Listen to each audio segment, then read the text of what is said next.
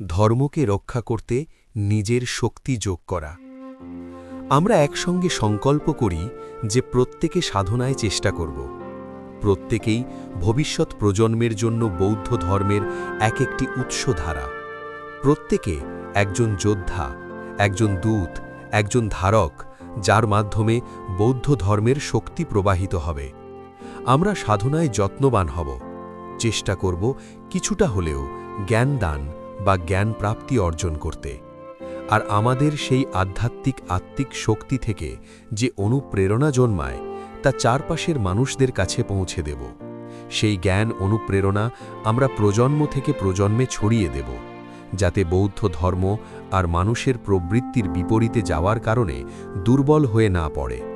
আমাদের প্রত্যেকে হতে হবে একটি অনুপ্রেরণার উৎস। প্রত্যেকে হতে হবে একটি দৃঢ় পর্বতশৃঙ্গ।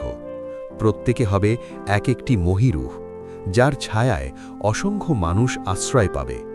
আমাদের প্রত্যেকে হবে বৌদ্ধ ধর্মের একটি উৎসধারা, যা চারদিকে ছড়িয়ে পড়বে এবং কখনোই বৌদ্ধ ধর্মকে দুর্বল হতে দেবে না।